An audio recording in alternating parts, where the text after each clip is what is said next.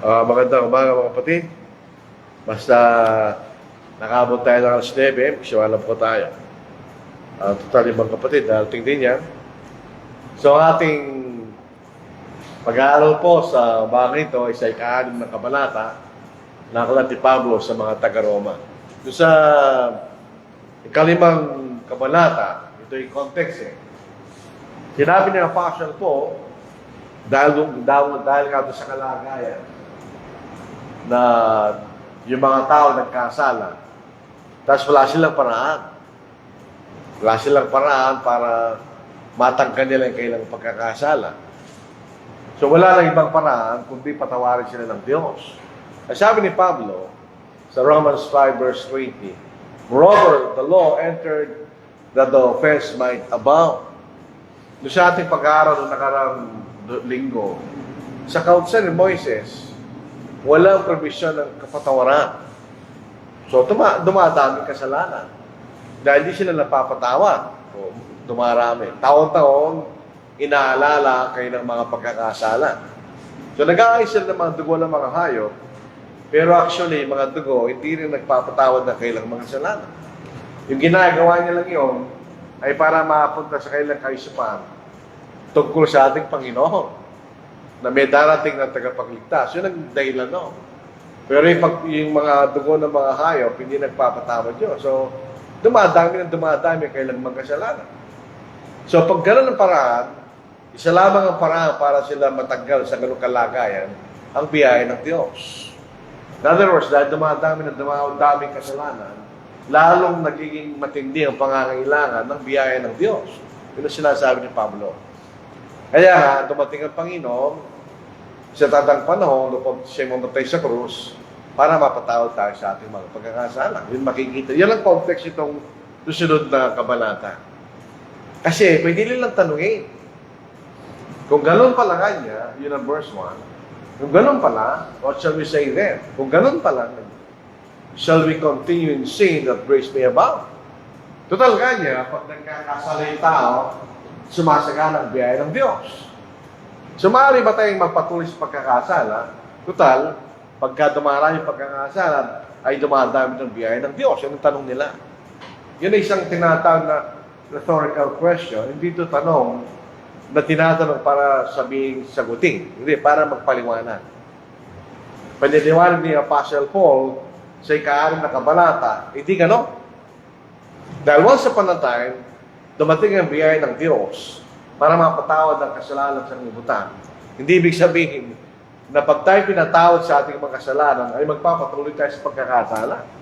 Para tumanggap na naman tayo ng biyaya galing sa Diyos. Sabi ni Pablo, hindi gano'n kanya. Hindi gano'n lang kalooban ng Diyos na pinatawad tayo dahil sa kanyang biyaya, magpapatuloy tayo sa pagkakasala para dumami ang biyaya sa atin. Hindi gano'n, sabi ni Apostle Paul. Mapatignan natin, ito yung patungkol sa chapter 2. So dito sa verse 2, ang sagot ni Apostle Paul, certainly not. Pinatawad ka na yan. So ang senaryo sa atin, pinatawad na tayo sa ating mga kasalanan. Eh pag pinatawad tayo sa ating mga kasalanan, patay na tayo sa kasalanan kanina. So, hindi na tayo namumuhay pa sa pagkakasala. Dahil pinatawad na tayo. Yun ang sabi ni Apostle, hindi tayo rin sabihin o isipin na dahil sumasagalang biyaya, pagka dumadayo yung pagkakasala kanya, na tayo mga pinatawad na, ay magpapatuloy pa rin tayo sa pagkakasala kanya. Hindi ganun, sabi ni Apostle Paul. Yun lang sabi niya. So tayo po, nung tayo ay makasalanan, tayo ay namumuhay sa kasalanan. Pero nung tayo ay pinatawad ng Diyos, tayo hiniwalay ng Diyos mula sa kasalanan kanya. Inalis na tayo, no? Hindi tayo pwedeng magpatuloy sa kasalanan, yamang hiniwalay na tayo ng Diyos sa pagkakasala kanya.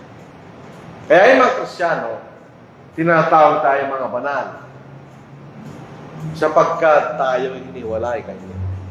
Ito yung kahinaan ng mga salin sa English. Ito salitang sanctified at saka yung salitang saints. Hindi sila isinalin. Yung salitang sanctified at saka salitang saint. Ito'y galing sa salitang Latin. So, hindi nila sinali. Ginawa lang ng English para maging English word. Na ibig siya ng sanctified, kasama na rin ng sinatawag na saints. Ang ibig sabihin niyan, galing siya sa isang salita. Excuse me. Hiniwalay. Tayo hiniwalay sa pagkakasala para maglingkod sa Diyos. Yun ang ibig sabihin nun. So, kung tayo tinatawag na hiniwalay, kung tutusin to those who are separated in Christ Jesus, ganyan. Called to be separated ones. Yun actually ang ibig sabihin nun. So, tayo tinatawag na mabanal at pinapaging banal kay Kristo Jesus ay nahiwalay tayo sa pagkakasala para magpatuloy tayo, para tayo maglingkod sa Diyos. Yan ang ibig sabihin nun. Kahit sa mga Gentiles, sa mga hindi naniniwala sa Diyos, gano'n na kailang kahulugan pag sila'y naglilingkod sa Diyos-Diyosan. Sila'y hiniwalay para maglingkod sa mga Diyos-Diyosan. At ito'y ginawa ng Espiritu Santo para tumukoy sa atin. Tayo hiniwalay ng Diyos, wala sa kasalanan sa pamagitan ng Ebanghelyo. Pinatawag tayo. Hindi para galon lang. Tayo hiniwalay para tayo maglingkod sa Diyos. Yun ang ibig sabihin ng sanctified to saint. Kaya nga, sabi ni Pablo, namatay na tayo dyan. Hiniwalay na tayo sa kasalanan kanya. So, hindi na tayo pwede magpatuloy dyan. Dahil ang susunod na chapter ng tayo hiniwalay, tayo maglilingkod sa Diyos. Kaya tinatawag saint o sacred dahil tayo hiniwalay ng Diyos para maglingkod sa Kanya. Yung ibig sabihin. So, ang sagot to, hindi. Kung naman sa panatay, namatay ang Panginoon para patawanan mo kasalanan sa liputan, ay pagka-Kristiyano ka at kayo pinatawad, ay magpapatuloy ka pa rin sa pagkakasala Kanya. Hindi ganun, sabi ni Apostle Paul. Dahil tinatawag tayong banal, tayo maglilingkod sa Diyos. Yun ang ibig sabihin na salitang saint. Ngayon, kailan nangyayari yun? Sabi sa verse 3, do you not know that as many of us as were baptized into Christ Jesus, were baptized into His death? So pag tayo nabautismuhan, tayo nabautismuhan patungo ayon sa Kanyang kamatayan. So ito po isang metaphor na ibig sabihin yung epekto ng Kanyang kamatayan. Tandaan natin, nung namatay ang Panginoon, doon na tumulong dugo na naglilinis sa ating mga pagkakasala.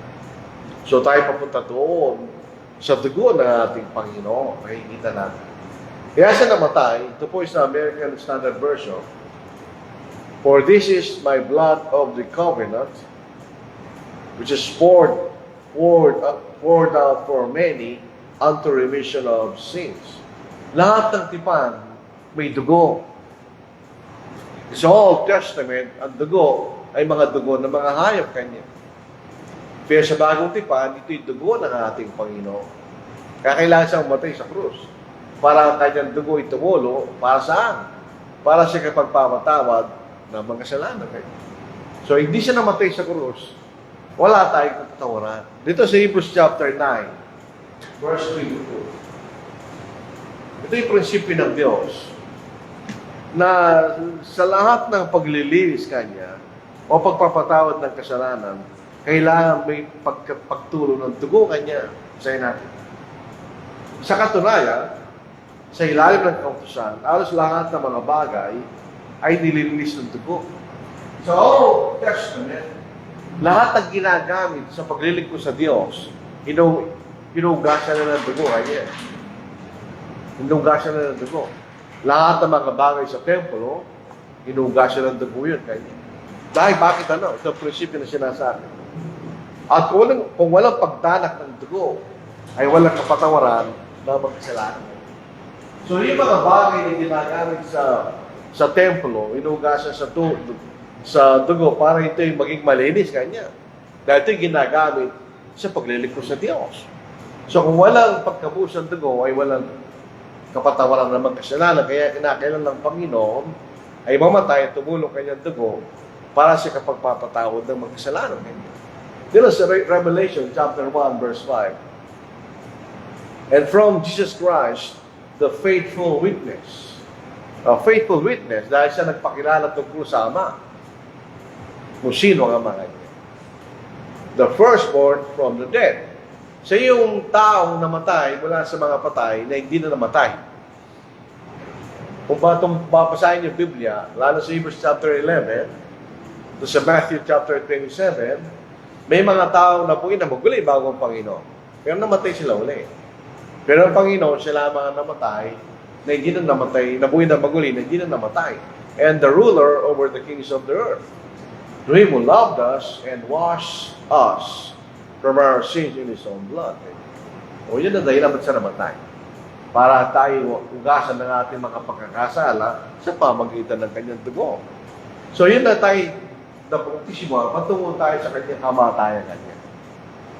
Dahil doon tumulong kanyang dugo na nag-uugas sa ating mga kasalanan. So in other words, hindi tubig ang naglilinis. Walang kaugnayan ng tubig. Maliban lang kailangan sumunod doon. Yan ang paraan sinasabi sa atin ng Diyos. Pero pag tayo na-bautismo sa tubig, yung dugo ng Panginoon ang nag-uugas sa ating mga kasalanan. Katulad din ng Ama. Siya yung lumublob na 7 beses sa ilog ng Jordan. Hindi naman yung paglulublob niya, naging isto. Kundi kapangyarihan ng Diyos. Ngayon din yan, ang kapangyarihan ng Diyos ay sa pamagitan ng dugo ng ating Panginoon. Kaya nung siya tayo na bautismoan, patungo tayo sa kanyang kamatayan. Right? In other words, pag nabautismoan tayo, ang ating mga kasalanan ay inuugasan ng dugo ng ating Panginoon. Kaya, iniwalay na tayo kaya sa ating mga kasalanan. May yun makikita natin. Pangalawa, yung mga sinasabi ng mga born again. Relationship kanya ang mahalaga. So, wala tayong relationship sa Panginoon, wala tayong kaligtasan. Totoo yun. Pero kailan nangyayari yun? Sabi niya, we're baptized into Christ Jesus. Nung tayo na bautismoan, tayo na bautismo patungo sa ating Panginoon. So doon tayo nagkaroon ng relasyon sa ating Panginoon. Kanya. Sa Galatians chapter 3, 26 to verse 27, for you are all sons of God through faith in Christ Jesus. Yung mga babae, huwag kayong magalit kung nakalagay sons. Generic lang yun. Kung sa Tagalog, mga anak ng Diyos, kanya eh. Pinilagay children of God, kanya. Generic yun, buhay lalaki, ibig sabihin nun. Dahil yung sa susunod na talata, masahin natin. For as many of you as were baptized into Christ have put on Christ. So, kaya tayo nagkaroon ng relasyon sa ating Panginoon. Kung tayo nabautismohan. So, kung hindi ka nabautismohan, wala ka relasyon sa Panginoon. So, yung mga born again, wala siyang relasyon sa Panginoon. Dahil di man siya naniniwala sa bautismo. Basahin natin ang Galatians chapter 3, ano po? Para maibsan lang yung damdamin ng mga babae. Lalo mga yung panahon ngayon, may maraming mga tinatanong feminist. Meron isang Biblia, inalis nila yan. Lagay yan, children of God. Ganyan. Pero tingnan natin sa verse 28, tingnan nyo. Walang udyo, Grego, walang alipin o malay, walang lalaki o babae, kanya. Sapagkat kayong lahat ay isa kay Kristo Jesus. So, hindi tinitignan ng Diyos, hindi lalaki ka o babae ka o ikay malaya o alipin ka. Ang mahalaga, tayo na kay Kristo Jesus. Lahat tayo naman ang ating kalagayan. Pag nabautisman tayo, ibiniis natin ang ating Panginoon. So doon maliwanag sa talata, nabautisman tayo patungo sa ating Panginoon, nabautisman rin tayo patungo sa kanyang kamatayan. Doon nangyayari yung pagpapatawad, paghugas ng ating mga pagkakasala. At tayo ay nabautismohan. Sa verse 4 at verse 5. Therefore, we were buried with Him through baptism into death, that just as Christ was raised from the dead by the glory of the Father, even so, we also should walk in newness of life. For if we have been united together in the likeness of His death, certainly we also be in the likeness of His resurrection. So pag tayo nabautismohan, ito yung proseso, di ba? Pag tayo nabautismohan, tayo napakong kasama niya kanya. Tayo napakong kasama niya kanya. So ang Panginoon ay namatay, tayo rin na namatay. Si Panginoon ay literally namatay para sa atin. Pag tayo nabautismohan, tayo rin namamatay kanya. Sabi niya, we were buried with Him.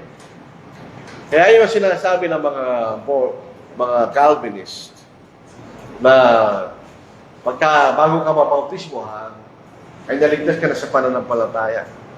So, ikay naglilibing ng buhay. Tingnan niyo yung prosesong ibaliktad. Pag ikaw ay sumampalataya sa kaayos sa kanila, ikaw ay pinatawad na ng Diyos. So, ikay buhay, di ba? Tapos siya kayo lilibing. Kaya kayo nabautisyon, bulagtad nyo. Wala tayong nililibing na buhay. Ang nililibing natin ay patay. So, in other words, nung tayo ay nabautisyon, tayo patay sa kasalanan. So, tayo patay, di ba? Patay tayo. Patay tayo sa pagkakasala. Nung tayo nabautismo, tayo na inibigin. So may namatay sa atin. Katulad din ng ating Panginoon, nung siya inilibing, siya namatay. Nung ang Panginoon na buhay na maguli, so siya niya pinatunayan na siya anak ng Diyos na may kapangyarihan, pag tayo umalis sa tubig, tayo makakalakad kayo sa panibagong buhay, ganyan. So nung Panginoon po na buhay na maguli, iba na siya. Nung siya'y nailibing, siya'y tao sa paningin ng mga tao. Pero siya na buhay na maguli, pinatunayan niya na siya anak ng Diyos, na may kapangyarihan, ganyan.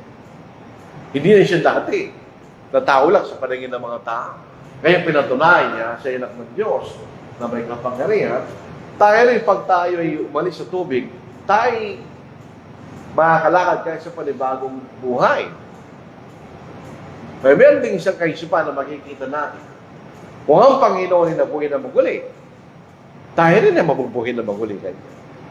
Kasi once upon a time sa lugar ng Corinto, may nagtuturo na walang pagkabuhay na maguli.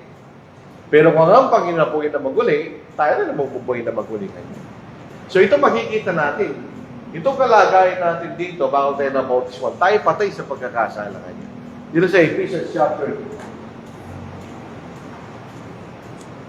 Dalawang klaseng kamatayan eh. Yung kamatayan na wala tayong magagawa, yung physical na kamatayan, wala tayong magagawa doon. Pero mayroong kamatayan na meron tayong kaugnayan. Yung sa verse 1 ng chapter 2. Kaya noon mga patay sa inyo, mga pagsasalasan at mga kasalanan kanyo. So bago tayo na kung tayo nasa kalagayan ng pagiging patay sa harapan ng Diyos sa ating mga kasalanan at pagsasalagsan. Nung tayo ay nailibing, tayo namatay. So sino namatay doon? Yung ating mga, mamaya makikita natin, yung ating dating pagkatao namatay. Nung tayo nabuhay na maguli, nung tayo umalis sa tubig, hindi na tayo dati. Tayo bagong tao na sa harapan ng Diyos. Kaya sinasabi, ikay na ipanganak na muli kanya. Kasi wala pa tayo nakitang naipanganak na matanda na. Palaging pinapanganak, bata, bago. Hindi dating matanda. Pag tayo pagkatapos natin mabautismo sa tubig, lalabas tayo, parang tayo nabuhay na maguli kanya. Tayo panibagong tao kanya. Hindi na tayo dati. So, ang Ebanghelyo, parang reenacted sa bautismo. At yung nakikipagkaisa sa kamatayan ng Panginoon, sa kanyang pagkalibing, at sa kanyang pagkabuhay na maguli. Pag hindi mo ginawa yan, hindi ka maliligtas sa pamagitan ng Ebanghelyo. Dahil yung mga hindi naniniwala sa bautismo, mali sila. Mali sila. Hindi sila maliligtas ng Ebanghelyo pagka gano'n. Kaya maganda yung salin na ito ngayon. For if we have been united, ganyan. Tayo nagipagkais sa kamatayan, sa pagkalibing, at pagkabuhay na manguli ng Panginoon, nung tayo nabautismuhan. So makikita na tayo naging bagong tao. Tayo na ipanganak na muli. Yan ang born again. Ang born again, hindi tao yan. Ito isang proseso para ang isang tao ay makapasok sa kaharian ng Diyos. Yun yung proseso. Yan ang proseso ng born again. Ito sinasabi. So yun makikita natin. So sa Ebanghelyo, yun ang paraan para tayo maligtas. Kaya hindi tayo naglilibing ng buhay. Yun ang isang argument laban sa mga Baptist na sinasabi nila, bago ka na bautisman, ligtas ka na. At bilang katunayan na ligtas ka na kanya, nagpapabautismo ka. Hindi totoo yun. Kaya tayo na bautismoan dahil pinapatay ng Diyos yung ating dating pagkatao niya. Inililibing niya yun. Yun ang naililibing sa atin. Kaya nga hindi na tayo pwedeng lumakad sa pagkakasala. Bakit? Dahil inalis na tayo ng Diyos doon. Inalis na tayo doon. May bagong pagkatao ka na ganyan. Kinalimutan niya yung dating mga kasalanan ng tao, wala na yun. Patay na yung tao nyo. Kaya kayo nabuhay na maguli, ikay bagong tao sa harapan ng Diyos.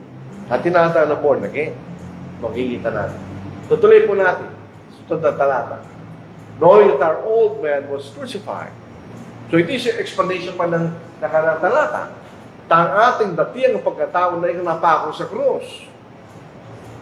May namatay, di ba?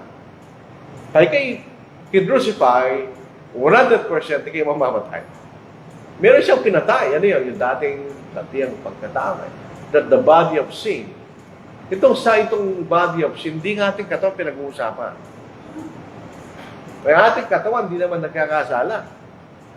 Nga nagkakasala tayo. Yung body of sin, ang ibig sabihin, yung totality ng ating kasalanan. The sum total ng ating mga kasalanan might be done away with. That we should no longer be slaves of sin. For he who has died has been freed from sin. Ba't kinyo? Pag tayo na-bautismo, tayo namatay, tayo pinalayan sa kasalanan ngayon. Wala nang dominion sa ating ang pagkakasala. Wala na siyang kapangyarihan. Bakit? Dahil mayroon ng paraan para patawarin tayo ng Diyos. Unlike sa Old Testament, di kayo alipin ng kasalanan. Wala kang paraan para makalis ka doon. So, pero sa Bagong Tipan, hindi. Pinapalaya tayo sa kasalanan. So, yun natin dating ang pagkatao. So, bago tayo na-bautismo, yan ang dating pagkatao niya. Kasama ng kanyang kasalanan. Yun tayo dati. Yun ang dating tao. Ngayon, nung nabawas ako sa Panginoon, dinala niya yun, di ba? Nagkaroon tayo ng pagkakataon na yung dating ang pagkatao ay mapako sa krus para kasama ng kasalanan. Sa Galatians chapter 2 verse 20, sinasabi niya Apostle Paul, say, kasama na napako sa krus, kailan nung sinabautismohan. Pag tayo nabautismohan, ito nangyayari sa atin. Yung ating dating ang pagkatao, kasama ng lahat ng ating pagkakasala, ay parang napako sa krus ng ating Panginoon. Bigyan niya sa Galatians 2:20. Ang sabi niya Apostle Paul, ako'y kasamang napako sa krus ng ating Panginoon. Dito natin makikita ang pag-aaral ng lengguwahe. Nakita ba natin si Apostle Pablo nung napako sa krus ng Panginoon? Wala naman. Wala si Apostle Pablo doon. Hindi pa nga siya Kristiyano noon eh. Pero bakit sinasabi niya, siya'y kasama napako sa krus nung siya nabautismohan? Basahin natin. Ako'y pinakong kasama ni Kristo. Kailan natin nakita si Apostle Paul ay napako kasama ni Kristo? Ay naging apostle ng Panginoon, ay si Apostle Paul, matagal ng panahon bago na itatag ang iglesia, siya pinakauli maging apostle. So nung namatay ang Panginoon, wala si Apostle Paul. Sabi rin, tuloy natin, at hindi na ako nabubuhay, kundi si Kristo nabubuhay sa akin. At ang buhay na kinabubuhay ko ngayon sa laman, ay kinabubuhay ko sa pamamagitan ng pananampalataya sa anak ng Diyos, na sa akin ay nagmahal at nagbigay ng kanyang sarili dahil sa akin. Yun yung nangyari siya na bautismohan. Pagka tayo na bautismohan, patay na yung dati ang pagkatao, tayo nagiging banal. Tayo alipin ng katuwiran kanya. Pag sinabi natin slave, ikaw ay prasyadong gagawa, no? Tandaan po natin, noong unang panahon, meron tinatawag slavery. O binibili mga tao para maging alipin ng mga tao. Pag kayo binili ng tao, kayo naging alipin, lahat ng sasabihin ng amo mo, yun ang gagawin mo. Alipin ka eh. Wala kang kalayaan. So pag tayo naging banal, alipin tayo ng katuwiran, yun na kailangan natin gawin. Dahil tayo binili ng ating Panginoon, kaya tayo naging alipin. Dito sa 1 Corinthians chapter 6. So yung mga salita, consistent sila sa kahulugan. Ang alipin sa sanglibutan, dalawang paraan yan, tatlong paraan. Pag ang magulang mo yung alipin, kaya alipin, pinili sila eh. Pag ikaw ay naging natalog sa digmaan, kayo naging alipin, okay, kayo binili. Dito sa 1 Corinthians chapter 6, tayo binili kanya, so may halaga. Sa verse 20, sapagat kayo binili sa isang halaga, kaya kung napili nyo sa inyong katawan ng Kristo. So tayo binili ng Panginoon, kaya tayo alipin ng Panginoon, so alipin tayo ng katuwiran kanya. So yung salitang banal, bigyan po natin ng kahulugan. Yung salitang banal, hagios. Kasi po nyo, ang mga Grego wala silang letter H. So hindi lang Kapampangan ang walang letter H. Pati yung mga Grego wala silang titik na letter H. Pagka yung vowel, gusto mo magkaroon ng H sound, meron siyang nilalagay sa taas. Ganyan. So yan ay H sound. Hagios. Ibig sabihin. Fundamentally signifies separated. Hiniwalay. Among the Greeks, dedicated to the gods. Sa mga Grego, sila hiniwalay para maglingkod sa mga Diyos ang ganyan. And hence, in Scripture, in its moral and spiritual significance, separated from sin. Pinatay na nga ng Panginoon ang ating datingang pagkatao kasama ng kanyang mga kasalanan, therefore consecrated to God, sacred. Tayo ay iniwalay sa kasalanan para maglingkod sa Diyos. Yun lang ibig sabihin, no? So, nung pinako sa cross ng Panginoon ang ating mga kasalanan, nung tayo na bautismohan, tayo naging banal, ganyan. Alipin tayo ng katwiran. Yun ang ibig sabihin, mga kapatid. So, ganun ang proseso niya. So, tayo dati, nandito yung dating pagkatao, kasama ng lahat ng kasalanan niya. Nung tayo na bautismohan, ipinawa sa krus ng Panginoon yun. Sa pamitan ng Panginoon dugo. Nawala lahat dyan. Kaya tayo naging banal at naging alipin ng katwiran kanya. Kaya sinasagot ni Apostle Paul, hindi pwede. Dahil nung dumaan kayo sa proseso na pinatawad na kayo ng Diyos, hindi natatapos doon kanya eh.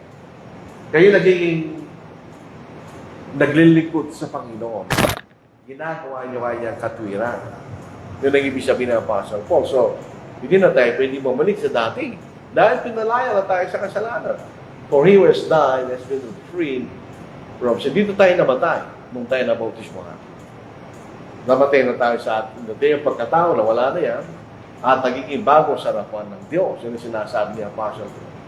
Now, if you die with Christ, nung tayo nabautismohan, we believe that we also live with Him. So, nung tayo namatay kay Kristo, ano susunod to? Tayo mabubuhay kasama niya kanya. Hindi sabi ni Apostle Paul, knowing that Christ, having been raised from the dead, dies no more. In other words, hindi na siya mamamatay uli para sa ating kasalanan. Hindi na siya namatay. Minsan lang siya namatay. Hindi na siya mamamatay kanya. So, huwag na natin expect na pag nagpatuloy sa ating pagkakasala, mamamatay muli ang Panginoon. Hindi na nagagawin yun. Minsan lang siya namatay. Death no longer has dominion over him. Dahil siya lamang ang tao na buhay na maguli na hindi na namatay. Kaya wala nang Panginoon sa kanyang kamatayan. Yung sinasabi niya Apostle Paul. So, na tayo na bautismo, ha? Kaya mabilis. Namatay ang ating dating ang pagkatao, napako sa krus, di ba? Sabi nito ni Apostle Paul, basahin natin ulit. I have been crucified with Christ. It is no longer I who live, but Christ lives in me. Kinakanta natin yan, di ba? And the life which I now live in the flesh, sa ating physical na buhay, kanya, I live by faith in the Son of God, who loved me and gave Himself for me. Kanya. So, iba na yung buhay ni Apostle Paul. Ang totoo niyan, sa aklat ng mga Pilipos, yung mga bagay na taglay ko kanya, itinuturo yung basura kanya. I consider rubbish kanya. Alam natin yung nagsaling, hindi Amerikano, no? Hindi ginagamit ng Amerikano rubbish. Ang gumagamit yung mga British. Sa mga Amerikano, garbage kanya, waste. So makikita natin, nung naging Kristiyano siya Apostle Paul, yung dati niyang pamumuhay, itinuturo niyang basura kanya. Iniwan niya lahat yun dahil siya ay naglingkod sa pananampalataya sa ating Panginoon. Sa Colossians 3:8, tingnan niyo yung figure na ginamit ni Apostle Paul. Now, you yourselves are to put off all this. Alisin, ganyan. Anger, wrath, malice, blasphemy, filthy language out of your mouth. Do not lie to one another since you have put off the old man with his deeds. Ano yung sabihin nun? Napatay na yung tao yun. Kaya patayin na rin yan, kanya. And have put on the new man who is renewed in knowledge according to the image of Him who created him. Nung tayo nalangin ng Diyos, originally sa Garden of Eden, tayo nilalang sa Kanyang larawan. Yung Espiritu natin ay kawangis ng Espiritu ng Diyos. Kaya lang ito sinira ng kasalanan. Kaya tayo muling nilalang sa ating Panginoon. Ibinabalik niya yung Espiritu na kawalis ng Diyos. Ina sa Efeso chapter 2. Ito natin ma-appreciate yung pagkakaisa ng Biblia. Basahin natin. Efeso chapter 2. Sabi nito tayo nilalang sa ating Panginoon. So, in other words, in effect, tayo muling nilalang. Basahin natin. Dito po sa verse 9, verse 10. Sapagkat tayo kanyang pinakamahusay na gawa kanya. Dito tumutukoy sa mga Kristiyano. Na nilalang kay Kristo Jesus. Para sa mabubuting gawa na nihanda ng Diyos ng una pa mapagsunatan ng tao. So, yun ginawa ng Panginoon. Ibinabalik lang niya yung Espiritu na kawalis ng Diyos. Kaya tayo nilalang. In effect, muling nilalang. Dahil dati, na-pollute ng kasalanan. Hindi makita natin. So, tayo na bautismo, para tayo muling nilalang sa Panginoon. Tayo ay naging bagong pagkatao. Pero itong bagong pagkatao, hindi ito automatic. Tayo binabago sa pamagitan ng kaalaman kanino? Ng ating Panginoon. So, habang lumalagong ating kaalaman sa kalooban ng Diyos, itong taong ito, lagi nagbabago niya. Binabago araw-araw. Sa June 27, birthday ni Brother Romo. So, tumanda na siya. Yung mukha niya, tumanda na. Kahit tayong lahat, hindi lang siya. Pero hindi yung pagkatao natin sa loob. Hindi tumatanda yun. Hindi pumapangit, hindi. Bumaba tayo. Masahin natin. Sa 2 Corinthians chapter 4.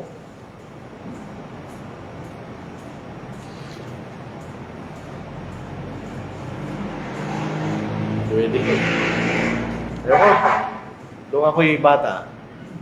Ang bilis ng kamay ko. Yung may edad na ako, wala, hindi na ko kabilis. Bumabagal. Siguro ganun talaga yung nagkakaedad. Tumatanda yung ating mga katawan, mga kamay. Verse 12, hindi naman nagkakamali. O verse 16. Kaya kami hindi pinanghinaan ng loob. Bagaman ang aming panlabas na pagkatao ay nabubulok. Araw-araw nabubulok yun. Huwag natin asahan na habang tayo tumatanda, hindi kayo babata. Nananaginip tayo, no? Hindi mangyayari yun. Habang tumatagal tayo sa mundo, tumatanda ka. Kaya hindi totoo yung evolution na nagbabago. Hindi tayo bumabata. Nasisira. Yan ang natural na kalakaran sa mundo. Lahat ng tumatanda nasisira yan.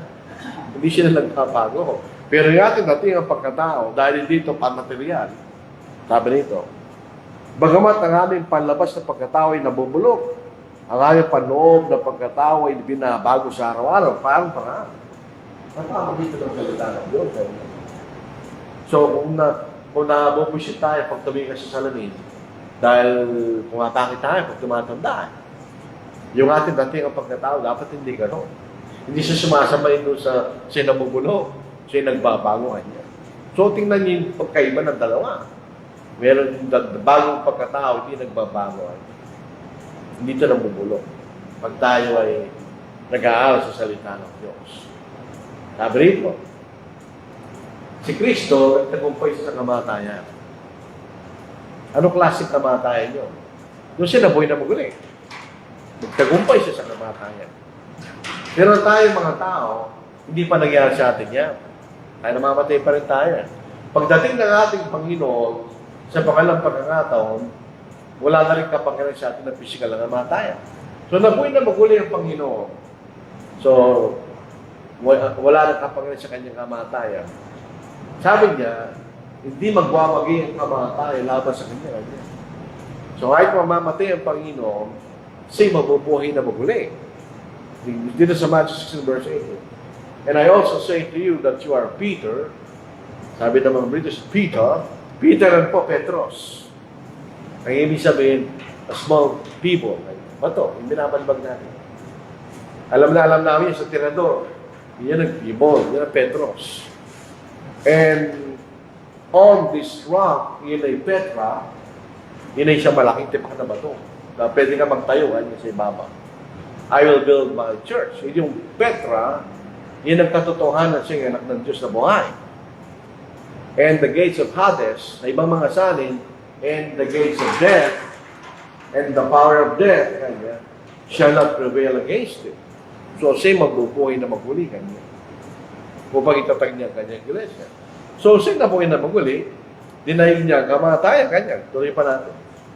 And is the head of the body, the church, which the beginning, the firstborn from the dead. Siya ang namatay, nabuhay na maguli, hindi na namatay.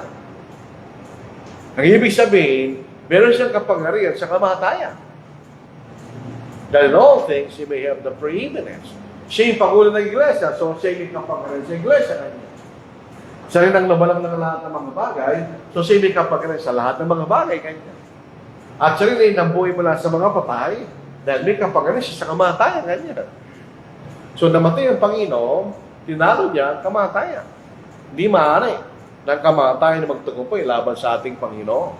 Dahil siya may pagkamataas sa lahat ng mga bagay kanya. Yun ang context ng Colossians chapter 1. Yung magsaksi ni Jehovah, nasisira ang ulo nila sa firstborn from the dead. O firstborn, yung siya ang unang sa mga nilalang kanya. Siya yung una sa mga nilalang dahil siya naglalang. Ala namang maula pa yung nilalang sa lumalang. So, ganun din yun dahil may pakita na siya may kapangyarihan sa lahat ng nilalang kanya. So, siya tinalo niya ang kamatayan. Sa 1 Corinthians 15 verse 22, for as in Adam all die physically, itong pagkakaiba ng Romans chapter 5, na may tinatawag na kamatayan, ito yung kamatayan ng spiritual death yun. Pero dito sa 1 Corinthians 15, ito yung physical death. Literally, dahil kay Adam, nagkasalat siya, namamatay tayo physical kanya. Even so in Christ, all shall be made alive. So yung pagkabuhay na maguli. But each one in his own order, Christ the first fruits, afterward those who are Christ is coming. So sa pagdating ng Panginoon, tayo rin kanya ay magtatagumpay sa kamatayan. Dahil hindi na tayo mamamatay uli. So nung namatay ang Panginoon, tinalo niya yung kamatayan, walang kapangyarihan sa kanya ang kamatayan. So, tayo ay, dahil hindi na mamamatay ang Panginoon, dahil meron siyang kapangyarihan sa kamatayan, ang ating pananampalataya ay nakasalalay sa katotohanan siya na buhay na maguli. Ang significance ng kanyang resurrection ay pinatutunayan niya sa Romans chapter 1 verse 4 and declared to be the Son of God with power. Anong klase kapangyarihan niya? Lahat ng kapangyarihan. Sa langit at sa babaw ng lupa, according to the Spirit of holiness, by the resurrection from the dead. Bakit according to the Spirit of holiness? Dahil ang ginawa ng ating po yung kabanalan. Siya'y sumunod sa kanyang kalooban ng kanyang ama kanya. By the resurrection from the dead. So nabuhay na maguli ang Panginoon, pinatutunayan niya na siya ang anak ng Diyos na may kapangyarihan. Nailigtas tayo kanya. Tingnan niyo sinasabi ni Apostle Paul. We shall also live with Him. Dahil kung tayo sumananampalataya sa ating Panginoon, ay ang ating pananampalataya may kabuluhan. Dahil may kapangyarihan ng ating Panginoon. Ibig sabihin, ang ating pananampalataya ay walang kabuluhan. Dahil sumasampalataya sa ating Panginoon na nabuhay na maguli mula sa mga patay. For the death that He died to sin once for all. But the life that He lives to God. Nung tayo po yung mga Katoliko, merong paniniwala na pagka itinataas ng pare yung bread at saka yung wine, yan ang nagiging katawan at dugo, literally, ng Panginoon. Yan tinatawag transubstantiation. Napakahabang salita, basically lang kahulugan. Yung trans means change. Kaya nga transportation, kanya. Nagbabago ka ng port, kanya. Tapos, substance, nagbabago yung bagay, kanya. Mula sa literal na tinapay, dugo, nagiging katawan at dugo ng ating Panginoon. Hindi totoo yun. Dahil ang Panginoon, namatay siya once for all. Hindi siya namamatay araw-araw. Tuwing may mas, hindi gano'n. Namatay ang Panginoon once and for all. Ganyan. Hindi na siya mamamatay uli. Dito po sa Hebrews 10 verse 12 hanggang verse 14. But this man, after he had offered one sacrifice for sins forever, ganyan. Minsan lang yun. Sat down at the right hand of God. From that time, waiting till his enemies are made his footstool, for by one offering has protected forever those who are being sanctified. Yung sa kanyang kamatayan, kahit ay yung mga banal kanya, sila'y pinasasakdal ng ating Panginoon. Dahil pag nagkasala tayo at humingi ng tawad, pinapatawad pa rin tayo ng dugo ng ating Panginoon. Pag tayo lumalakad, siyempre sa katotohanan, pag nagkamali tayo, at humingi tayo ng tawad, patatawarin pa rin tayo ng dugo ng ating Panginoon. Kanya. So, hindi matatapos yun hanggang sa makating tayo sa langit.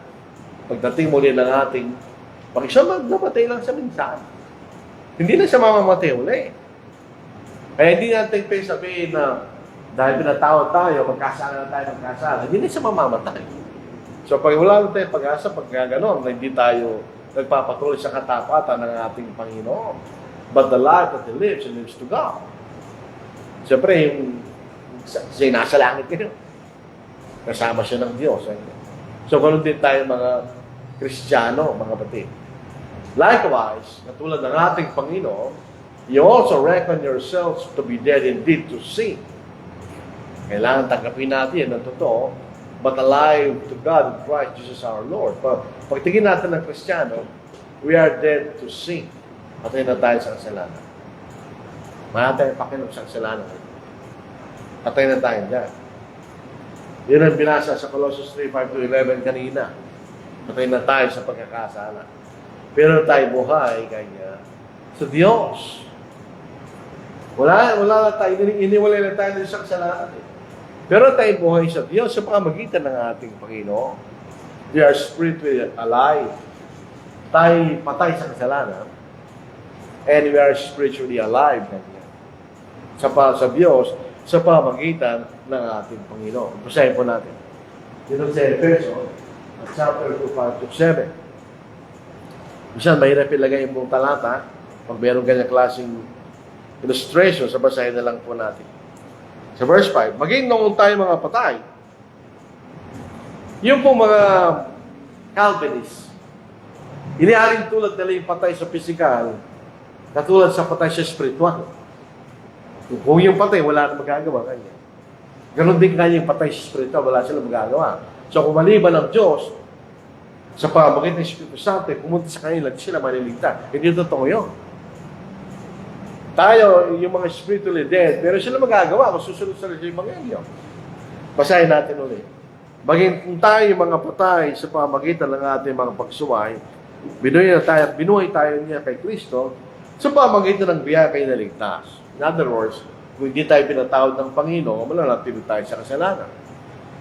Na tayo muling binuhay na kasama niya at pinaupong kasama niya sa kalangitan kay Kristo Jesus upang kanyang maipakita sa mga panahong darating ang hindi masukat na kayamanan ng kanyang biyaya sa kagandang loob sa atin sa pamamagitan ng Kristo Jesus. Yan ang hintay sa atin. Because we are spiritually alive. Wala tayo sa kasalanan. Pagdating ng Panginoon, dadag tayo sa langit. So kaya, para manatili tayong spiritually alive, kailangan tayong mamuhay na kasama ng ating Panginoon ayon sa kanyang kalooban. Yun lang magiging susi natin para makarating tayo sa Diyos. Sa langit, pagdating ng ito tayo, ito ang ating sitwasyon. We are dead to sin. Hindi tayo nabubuhay dyan. Nabubuhay tayo dito sa kalooban ng Diyos. Yun ang ilustrasyon na makikita natin kung tayo po yung mga Kristiyano. Therefore, do not let sin reign in your mortal body, that you should obey it in its lust. So ito yung sitwasyon natin. Ang ating katawan, binigyan ng Diyos ng mga pagnanasa. Otherwise, mamamatay tayo. Binigyan tayo ng pagnanasa ng Diyos. Para tayo mabuhay. Ginawa niyo. Pagka yung tao, wala lang pagnanasa kumain, mamamatay yun. Yun ang signal na malapit na mamatay ang tao. Pag ayaw na niya kumain. Wala lang siyang design na kumain. Para tayo dumami, nilagyan tayo ng sexual design ng Diyos. Para tayo makapagpahinga, binigyan tayo ng siya na matulog. Wala yung ganun yan.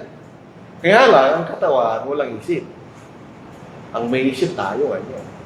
Kaya huwag natin pabayaan ng ating mga katawan ay gamitin natin sa kasalanan. And do not present your members as instruments of unrighteousness to sin. Kaya ang katawan, instrumento yan. Kung ikay marunong mag-gitara, ang gitara, instrumento yan. Kung hindi mo siya kakalabitin, walang mangyayari sa kanya. Kung marunong ka mag-gitara, magandang pakinggan. Pag hindi ka marunong, sintonado. Walang magagawa yung gitara sa sarili niya. Ikaw ang magpapagalaw doon, ganyan. Ganon din lang ating mga katawan, instrumento lang yan. Tayo nagpapagalaw, ganyan. Kaya nga yung mga Baptist, kaya once saved, always saved, ang sabi nila, hindi ka nagkakasala, yung katawan mo lang nagkakasala. Sabi ko, may isip pa kayo, ha? Hindi nagkakasala yung katawan. Ang nagkakasala ikaw.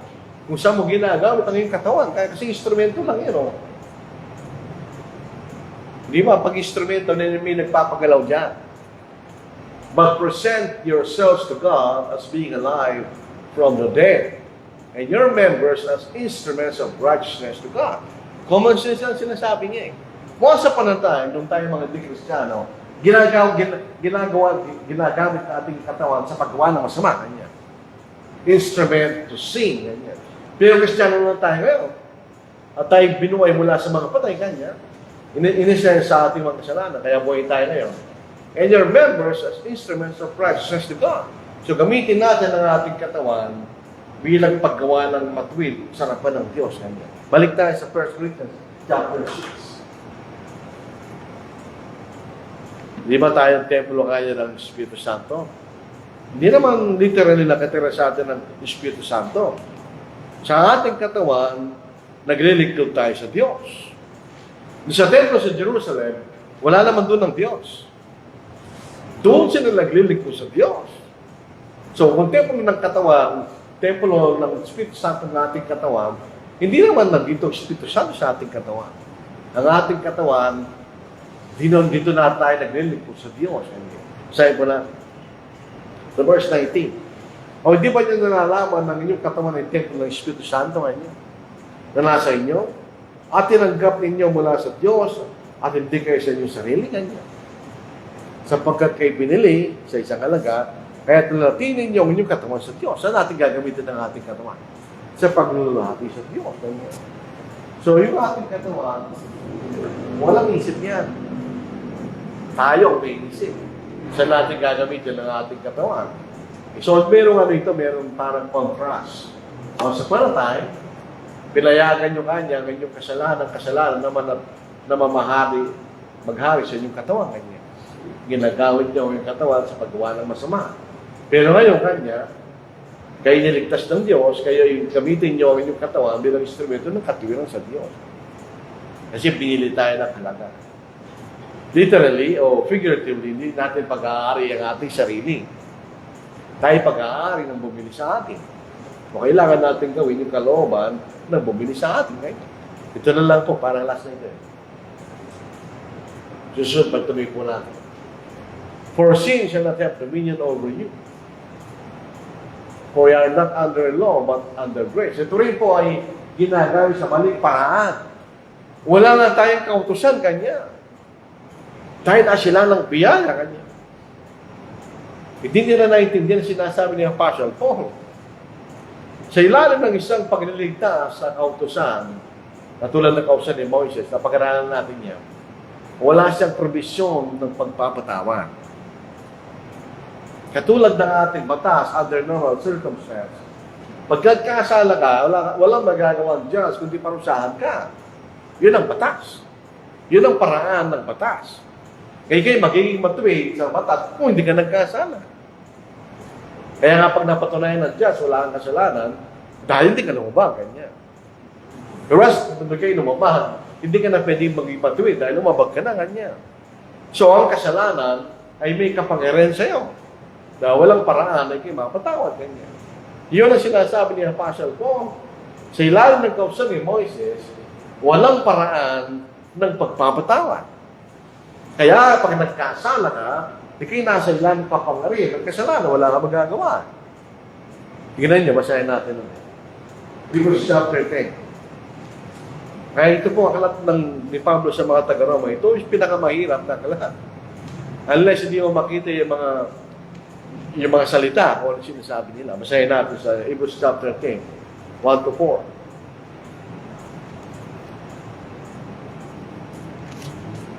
Yamang kautusan ay anino lamang na mabuting bagay na darating at hindi ang tunay na larawan ng mga bagay na ito kailanman ay di nito mapapasakdal ang mga lumalapit sa pamagitan ng hindi mga alay na lagi niya handog taon-taon. Sapagkat kung di kayo, hindi ba sana tinigil ng yandog ng mga yon? Parang pag ikaw ay nabilanggo, pag na-serve mo na yung kanyang sentence mo, lalaya ka na. Hindi naman magpapatuloy ka na kabilanggo, kanya. So kung pinatawad ka na, hihinto na sana kayo sa paghahandog, kanya. Kung ang mga sumasamba na nalinis ng minsan, sana hindi na sila magkakaroon pa ng kamalayan sa kasalanan, katulad natin.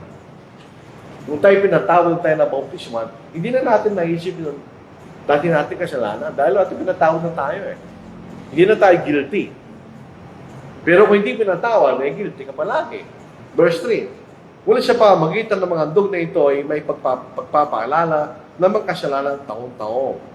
Sapagkat hindi maaaring mangyari ng dugo ng mga toro at mga kabing ay makapag-aalis ng mga kasalanan. So sila nasa ilalim ng kasalanan. Kung nagkasala ka, nasa ilalim ka ng kasalanan, wala kang makagawa. Hindi ka pwedeng patawarin. Pero nung namatay ang Panginoon sa krus, ito ang biyaya ng Diyos. Ano nangyari doon? Kaya, nung humiral ng kautusan ni Moises, nag-ahari si Satanas. Dahil pag nagkasala ka, hindi nasa ilalim ng kapangyarihan niya. Pero nung namatay ang Panginoon, wala nagkapangyarihan si Satanas. In Hebrews chapter 2, 14 to 15, ito ang ating mababasa. Nung namatay, anong pinatay ng Panginoon? Bakit sinasabing pinatay yung kasalanan? Wala nang kapangyarihan si Satanas. Kundi manokso, yun na lang. Kaya, yan ang mga tao ay nakibahagi sa laman at dugo, at siya man ay nakibahagi rin sa mga bagay nito. Upang sa pamamagitan ng kamatayan ay kanya mapuksa ang may kapangyarihan sa kamatayan sa mga titirang diablo. At ang diablo ay may kapangyarihan sa pamamagitan ng kasalanan. Verse 15. At mapalaya silang lahat na dahil sa takot sa kamatayan sa buong buhay nila ay nasa sila ng pagkalipin. Hindi na tayo lipin ng kasalanan. Pero paraan na tayo mapatawad ng Diyos. Kaya tayo nasa ilalim ng biyaya. Ang biyaya, dahil pinatawad tayo sa ilalim ng kautusan, kailangan maging sakdal ka 100%. Para ikaw yung sabihin kay matuwid. Sa ilalim ng biyaya, ikay pinatawad. Ngayon, dahil tayo pinatawad, ang kasalanan ay wala nang kapangyarihan sa ating ganyan. Bakit? Pwede tayo palayain ng Diyos. Whereas nung humingi ng pagkausan ni Moises, walang paraan na gano'n. Lahat ng mga tao ay napailalim sa kapangyarihan ng kasalanan. Hindi ba maganda sinasabi ni Apostle Paul? Wala na kayo doon kanya, pinatawad na kayo. Kaya hindi nararapat na kayo magpatuloy sa kasalanan kanya. Dahil ilalis na tayo doon ng Panginoon, siya ay namatay sa krus. So ito po ating pag-aaral po sa mga ito.